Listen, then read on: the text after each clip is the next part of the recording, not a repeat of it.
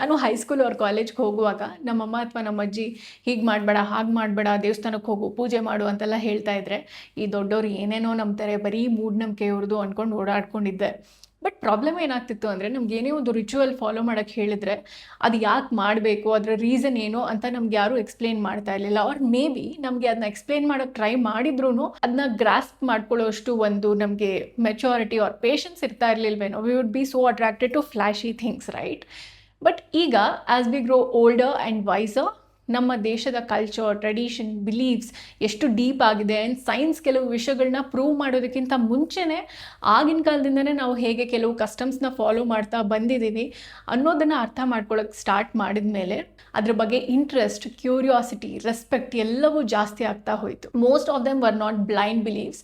They could be emotional intelligence, health science and psychological wisdom. And ನೀವು ಇದೇ video part 1 ನೋಡಿದರೆ ನಾನು ಅದರಲ್ಲಿ ಕೆಲವು ವಿಷಯಗಳು ಮೇ ಬಿ ಸಂಜೆ ಮೇಲೆ ಯಾಕೆ ಕಸ ಗುಡಿಸ್ಬಾರ್ದು ಅಥವಾ ನಾವು ರೋಡಲ್ಲಿ ಹೋಗುವಾಗ ಬೆಕ್ಕು ಸಡನ್ನಾಗಿ ಓಡೋದ್ರೆ ಅದರ ಅರ್ಥ ಏನು, ಆ್ಯಂಡ್ ಗ್ರಹಣದ ಟೈಮಲ್ಲಿ ಯಾಕೆ ಊಟ ಮಾಡಬಾರ್ದು, ಕೆಲವರು ಯಾಕೆ ವಾರ ಮಾಡ್ತಾರೆ, ಈ ರೀತಿ ಕೆಲವು ಆಚರಣೆಗಳ ಹಿಂದೆ ಇರುವಂತಹ ಸೈಕಾಲಜಿಕಲ್ ಅಥವಾ ಸೈಂಟಿಫಿಕ್ ರೀಸನ್ ಏನು ಅನ್ನೋದನ್ನು ನಾನು ರೀಸನ್ಸ್ ಎಕ್ಸ್ಪ್ಲೇನ್ ಮಾಡಿದ್ದೀನಿ. ಆ್ಯಂಡ್ ಈ ವಿಡಿಯೋ ಪಾರ್ಟ್ 2 ವಿಡಿಯೋನಲ್ಲಿ ಇನ್ನೂ ಡೀಪರ್ ವಿಷಯಗಳನ್ನ ಅರ್ಥ ಮಾಡ್ಕೊಳ್ಳೋಣ. May be it could be about daily habits, mental health, energy, death etcetera. Video ತುಂಬ ಇಂಟ್ರೆಸ್ಟಿಂಗ್ ಆಗಿರುತ್ತೆ. Let's start the video. Let's start with the basics. ರಾತ್ರಿ ಹೊತ್ತಲ್ಲಿ ನೇಲ್ಸ್ ಕಟ್ ಮಾಡಬಾರ್ದು ಅಂತ ಯಾಕೆ ದೊಡ್ಡವರು ಹೇಳ್ತಾರೆ? ಆಗಿನ ಕಾಲದಲ್ಲಿ LED ಲೈಟ್ಸ್ ಇರಲಿಲ್ಲ. It was all oil lights, dim lights and ಎಲ್ಲ ಕಡೆ ಶ್ಯಾಡೋಸ್ ಇರ್ತಾ ಇತ್ತಲ್ಲ. ಹಾಗಾಗಿ ಸನ್ಸೆಟ್ ಆದಮೇಲೆ ನೇಲ್ಸ್ ಕಟ್ ಮಾಡುವಾಗ ಗಾಯ ಆಗ್ಬೋದಾಗಿತ್ತು, ಇನ್ಫೆಕ್ಷನ್ ಆಗ್ಬೋದಾಗಿತ್ತು, ಬ್ಲೀಡಿಂಗ್ ಆಗ್ಬೋದಾಗಿತ್ತು, ಹಾಗೆಯೇ ನೇಲ್ಸ್ ಫುಡ್ ಐಟಮ್ಸ್ ಜೊತೆ ಮಿಕ್ಸ್ ಆಗ್ಬೋದಾಗಿತ್ತು ಅಂತ. ಹಾಗಾಗಿ ರಾತ್ರಿ ಹೊತ್ತಲ್ಲಿ ನೇಲ್ಸ್ ಕಟ್ ಮಾಡೋದನ್ನ ಅವಾಯ್ಡ್ ಮಾಡಿ ಅಂತ. ಆ್ಯಂಡ್ ಈಗಿನ ಕಾಲಕ್ಕೂ ಈ ಹ್ಯಾಬಿಟ್ ತುಂಬಾ relevant. Not for electricity, but ರಾತ್ರಿ ಹೊತ್ತು ಆದಷ್ಟು ರಿಲ್ಯಾಕ್ಸ್ ಮಾಡಿ ನಿಮ್ಮ ಚಾರ್ಸ್ ಏನೇ ಇದ್ದರೂ ಬೆಳಗಿನ ಟೈಮಲ್ಲಿ ಮುಗಿಸ್ಕೊಂಬಿಡಿ ಅಂತ. It teachers us discipline and routine. ನಾವು ಯೂಶಲಿ ಮನೇಲಿ ಯಾಕೆ ತುಳಸಿ ಗಿಡ ಇಟ್ಕೋತೀವಿ, ತುಳಸಿಗೆ ಪೂಜೆ ಮಾಡ್ತೀವಿ? ತುಳಸಿ ಬರೀ ಪವಿತ್ರ ಅನ್ನೋ ಕಾರಣ ಮಾತ್ರ ಅಲ್ಲ, ಬಟ್ ಇಟ್ಸ್ ಆಲ್ಸೋ ಮೆಡಿಸಿನಲ್. ಇದು ಏರ್ನ ಪ್ಯೂರಿಫೈ ಮಾಡುತ್ತೆ, ಇಮ್ಯುನಿಟಿನ ಇನ್ಕ್ರೀಸ್ ಮಾಡುತ್ತೆ, ಹಾಗೆ ನಮ್ಮ ಸ್ಟ್ರೆಸ್ ಹಾರ್ಮೋನ್ನ ರೆಡ್ಯೂಸ್ ಮಾಡುತ್ತೆ ಅಂತ. ಮನೆಗಳಲ್ಲಿ ದೊಡ್ಡ ಅಂಗಳ ಇದ್ದಾಗ ಅಂಗಳದ ಮಧ್ಯದಲ್ಲಿ ತುಳಸಿ ಗಿಡ ಇಡ್ತಾರಲ್ವ, ಎಲ್ಲೋ ಒಂದು ಮೂಲೆಯಲ್ಲಿ ಇಡಲ್ಲ. ಆ್ಯಂಡ್ ಆಲ್ಸೋ ಬೆಳಗ್ಗೆ ಒಂದ್ಸರಿ ತುಳಸಿ ನೀರು, ಸಂಜೆ ಒಂದ್ಸರಿ ತುಳಸಿ ಮುಂದೆ ದೀಪ. It's like daily connection with nature. ಮೇಲ್ನೋಟಕ್ಕೆ ಇದು ರಿಲಿಜಿಯಸ್ ಪ್ರಾಕ್ಟೀಸ್ ಅಂತ ಅನ್ಸಿದ್ರು it's about preventive health care. ನಮ್ಮ ಎಲ್ಲ ಸನಾತನ ಧರ್ಮದ ಪ್ರಾಕ್ಟೀಸಸ್ ಹಿಂದೆ ಇರುವಂತಹ ಬ್ಯೂಟಿ ಆ್ಯಂಡ್ ಇಂಟೆನ್ಷನ್ ಇದೇನೆ. ಇದರ ರಿಯಲ್ ರೀಸನ್ ಆರ್ ಡೆಪ್ತ್ನ ಅರ್ಥ ಮಾಡ್ಕೊಳ್ಳೋದಕ್ಕೆ ಎಷ್ಟೋ ಜನ ಪ್ರಯತ್ನನೂ ಮಾಡಿದೆ ಸೂಪರ್ಸ್ಟಿಷನ್ ಅನ್ಕೊಂಡು ಓಡಾಡ್ಕೊಂಡಿರ್ತಾರೆ. Anyway, it's their loss. ನಾನು ಚಿಕ್ಕವಳಿದ್ದಾಗ ದಿಮ್ಮೇಲೆ ಕೂತ್ಕೊಂಡ್ರೆ ನಮ್ಮ ಅಜ್ಜಿ ಯಾವಾಗಲೂ ಬೈದು ಎಬ್ಬಿಸ್ತಾ ಇದ್ರು, ದಿಮ್ಮೇಲೆ ಕೂತ್ಕೋಬಾರ್ದು ದರಿದ್ರ ಅಂತ. ಎಷ್ಟು ಸ್ಟ್ರಾಂಗ್ ಕಂಡೀಷನಿಂಗ್ ಆಗೋಗಿದೆ ಅಂದರೆ ಈಗಲೂ I avoid sitting on pillows. But ಇದರ ರೀಸನ್ ಏನು? It's very practical. ದಿಂಬು ನಮ್ಮ ತಲೆನ, ನಮ್ಮ ಸ್ಪೈನ್ನ, ಹಾಗೆ ನಮ್ಮ ನರ್ವಸ್ ಸಿಸ್ಟಮ್ನ ಸಪೋರ್ಟ್ ಮಾಡುತ್ತೆ. ನಾವು ಪಿಲ್ಲೋಸ್ ಮೇಲೆ ಕೂತಾಗ ಅದರ ಒಳಗಿರುವಂತಹ ಫಿಲ್ಲಿಂಗ್ಸ್ ಕಾಂಪ್ರೆಸ್ ಆಗುತ್ತೆ. ಸೊ ಇದರಿಂದ ನಮ್ಮ ಪಾಶ್ಚರ್ ಎಫೆಕ್ಟ್ ಆಗುತ್ತೆ. ಹಾಗೆಯೇ ನಮಗೆ ಗೊತ್ತಿಲ್ಲದೆ ಇರೋ ಹಾಗೆ ಎಲ್ಲೋ ಧೂಳು ಮೇಲೆ ಕೂತಿರ್ತೀವಿ. ಹಾಗೆ ದಿಂಬು ಮೇಲೆ ಕೂತಾಗ ಅದೇ ದಿಂಬನ್ನ ನಮ್ಮ ಮುಖದ ಮೇಲೆ ಇಟ್ಕೊಂಡು ಅದೇ ದಿಂಬ ಮೇಲೆ ನಾವು ಮುಖ ಇಟ್ಕೊಂಡು ಮಲಗಿದಾಗ ನಮ್ಮ ಮುಖಕ್ಕೂ ಆ ಧೂಳು ಅಂಟ್ಕೊಳ್ಬೋದು ಅನ್ನೋದು ಇನ್ನೊಂದು reason. Elders did not say ergonomics, but simple ಆಗಿ ದಿಂಬ ಮೇಲೆ ಕೂತ್ಕೊಳ್ಬಾರ್ದು, ಅದು ದರಿದ್ರ ಅಂತ ಹೇಳ್ತಾ ಇದ್ರು. ಯೂಶಲಿ ಕನ್ನಡಿನ ನಿಮ್ಮ ಬೆಡ್ರೂಮಲ್ಲಿ, ಎಸ್ಪೆಷಲಿ ನಿಮ್ಮ ಬೆಡ್ಗೆ ಫೇಸಿಂಗ್ ಆಗೋ ರೀತಿ ಇಡಲೇಬೇಡಿ ಅಂತ ದೊಡ್ಡವ್ರು ಹೇಳ್ತಾರೆ. But why? ನಾವು ರಾತ್ರಿ ಮಲಗಿದ್ದಾಗಲೂ ನಮ್ಮ ಸಬ್ಕಾನ್ಷಿಯಸ್ ಮೈಂಡ್ ಮಾತ್ರ ಆ್ಯಕ್ಟಿವ್ ಆಗೇ ಇರುತ್ತೆ ಅನ್ನೋ ವಿಷಯ ನಮ್ಮೆಲ್ರಿಗೂ ಗೊತ್ತು.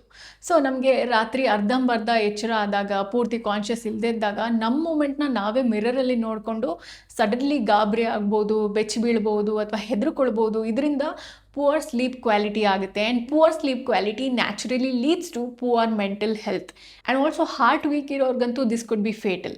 ಆ್ಯಂಡ್ ಹೆನ್ಸ್ ಮಿರರ್ನ ಯಾವಾಗಲೂ ನಿಮ್ಮ ಬೆಡ್ಗೆ ಫೇಸಿಂಗ್ ಆಗಿ ಇಡಬೇಡಿ, ಅವಾಯ್ಡ್ ಮಾಡಿ ಅಂತ ದೊಡ್ಡವರು ಹೇಳ್ತಾರೆ.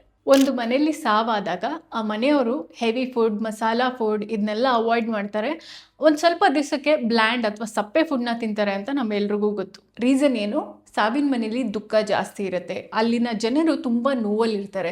So physically, emotionally, mentally, energetically ತುಂಬಾ ಕುಗ್ಗೋಗಿರ್ತಾರೆ. ಆ್ಯಂಡ್ ನ್ಯಾಚುರಲಿ ಈ ಟೈಮಲ್ಲಿ ಅವರ ಬಾಡಿ ಬೆಸ್ಟ್ ವರ್ಕಿಂಗ್ ಕಂಡೀಷನಲ್ಲಿರಲ್ಲ, ಇನ್ಕ್ಲೂಡಿಂಗ್ ಡೈಜೆಸ್ಟಿವ್ ಸಿಸ್ಟಮ್.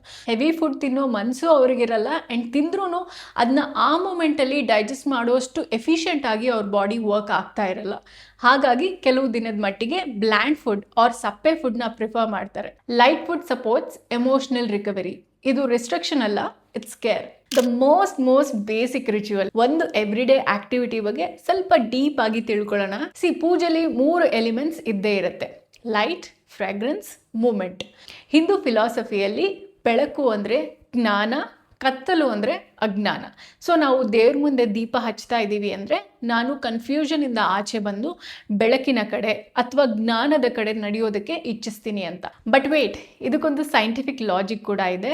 ನಾವು ಸ್ಟಡಿ ಫ್ಲೇಮ್ನ ನೋಡೋದ್ರಿಂದ ನಮ್ಮ ಮೈಂಡ್ ಕಾಮ್ ಆಗುತ್ತೆ, ನಮ್ಮ ಬ್ರೀದಿಂಗ್ ಪೇಸ್ ಸ್ಲೋ ಆಗುತ್ತೆ ಆ್ಯಂಡ್ ನಮ್ಮ ಥಾಟ್ಸ್ ಸೆಟಲ್ ಆಗುತ್ತೆ ಅಂತ. ಕೆಲವರು ಪ್ರತಿದಿನ ಸ್ವಲ್ಪ ಹೊತ್ತು ದೀಪದ ಫ್ಲೇಮ್ನ ನೋಡೋದನ್ನ ಅಭ್ಯಾಸ ಮಾಡ್ಕೊಳ್ತಾರೆ. ಇದರಿಂದ ಪೀಸ್ ಆಫ್ ಮೈಂಡ್ ಜೊತೆ ನಮ್ಮ ಫೋಕಸ್ ಆನ್ ನಮ್ಮ ಕಾನ್ಸಂಟ್ರೇಷನ್ ಕೂಡ ಇಂಪ್ರೂವ್ ಆಗುತ್ತೆ ಅಂತ. ಆ್ಯಂಡ್ ಆಲ್ಸೋ ನೀವು ಅಬ್ಸರ್ವ್ ಮಾಡಿರ್ಬೋದು, ದೇವಸ್ಥಾನದಲ್ಲೇ ಆಗಲಿ ನಮ್ಮ ಮನೆಯಲ್ಲೇ ಆಗಲಿ ದೇವ್ರ ಮುಂದೆ ಒಂದು ದೀಪ ಹಚ್ಚಿದಾಗ ಆ ಎಂಟೈರ್ ರೂಮ್ ಎನರ್ಜಿನೇ ಚೇಂಜ್ ಆಗುತ್ತೆ. ಅದನ್ನ ನೋಡೋದೇ ಒಂದು ಚಂದ. ಆ್ಯಂಡ್ ಆಲ್ಸೋ ಎವ್ರಿಡೇ ನೀವು ದೀಪ ಹಚ್ಚುವಾಗ just for that 3 to 5 seconds ನಿಮ್ಮ ಪೂರ್ತಿ ಗಮನ, ನಿಮ್ಮ ಪೂರ್ತಿ ಜ್ಞಾನ ದೀಪದ ಮೇಲೆ ಮಾತ್ರ ಇರಲಿ. ಆಗ it feels very magical. Just try ಮಾಡಿ ನೋಡಿ. ಇನ್ನು ಧೂಪ ಅವ್ರ ಅಗರಬತ್ತಿ ಬಗ್ಗೆ ಹೇಳೋದಾದರೆ, ಮೋಸ್ಟ್ಲಿ ಅಗರಬತ್ತಿನ ಗಿಡಗಳು, ರೆಸಿನ್ಸ್, ನ್ಯಾಚುರಲ್ ಸಬ್ಸ್ಟೆನ್ಸಸ್ ಇಂದ ಮಾಡ್ತಾರೆ, ಆರ್ ಮೇ ಬಿ ಮಾಡ್ತಿದ್ರು.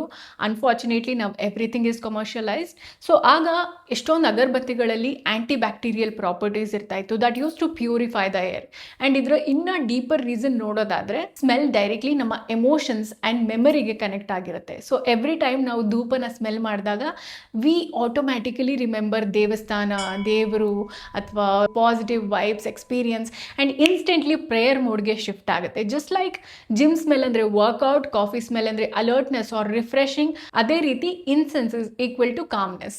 ನಿಮ್ಮ ಮೈಂಡ್ ಸ್ಲೋ ಡೌನ್ ಆಗೋದಕ್ಕೆ ಕಲಿಯುತ್ತೆ. ಇನ್ನು ಮಂಗಳಾರತಿ ಮಾಡೋ ಉದ್ದೇಶ ಏನು? ಮಂಗಳಾರತಿ ಮಾಡುವಾಗ ಹೇಗೆ ನಮ್ಮ ಕೈ ಹೀಗೆ ಸರ್ಕ್ಯುಲರ್ ಮೂಮೆಂಟಲ್ಲಿ ಮೂವ್ ಆಗುತ್ತೆ, ಅದನ್ನೇ ನಮ್ಮ ಐಸ್ ಫಾಲೋ ಮಾಡಿದಾಗ ಅಲ್ಲಿ ಒಂದು ವಿಜುವಲ್ ಫೋಕಸ್ ಕ್ರಿಯೇಟ್ ಆಗುತ್ತೆ.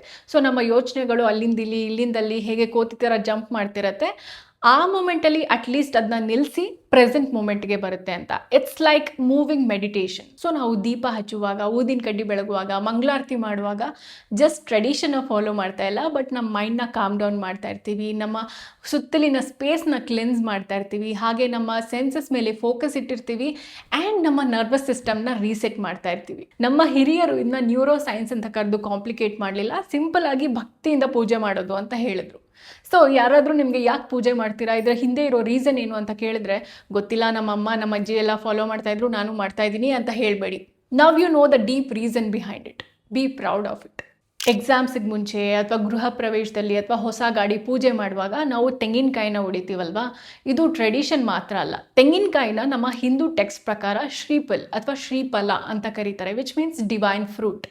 S, if you didn't know, coconut is a fruit, not a vegetable. ತೆಂಗಿನಕಾಯಿಯ ಹಾರ್ಡ್ ಶೆಲ್ ಈಗೋನ ರೆಪ್ರೆಸೆಂಟ್ ಮಾಡುತ್ತೆ. ಅದ್ರ ಒಳಗಿರೋ ವೈಟ್ ಟೆಕ್ಸ್ಚರ್ ಪ್ಯೂರಿಟಿನ ಆ್ಯಂಡ್ ತೆಂಗಿನ ನೀರು ಲೈಫ್ ಎನರ್ಜಿನ ರೆಪ್ರೆಸೆಂಟ್ ಮಾಡುತ್ತೆ. ಸೊ ನಾವು ತೆಂಗಿನಕಾಯಿ ಒಡೆಯೋದು ಏನು ಪೋರ್ಟ್ರೇ ಮಾಡುತ್ತೆ, ನಾನು ನನ್ನ ಈಗೋನ ಬಿಟ್ಕೊಟ್ಟು I am ready to start fresh ಅಂತ. ಆ್ಯಂಡ್ ಹಿಸ್ಟಾರಿಕಲಿ ಆನಿಮಲ್ ಸ್ಯಾಕ್ರಿಫೈಸ್ನ ಕೋಕೋನಟ್ ಜೊತೆ ರೀಪ್ಲೇಸ್ ಮಾಡ್ತಿದ್ರು because of the principle of Ahimsa R non violence.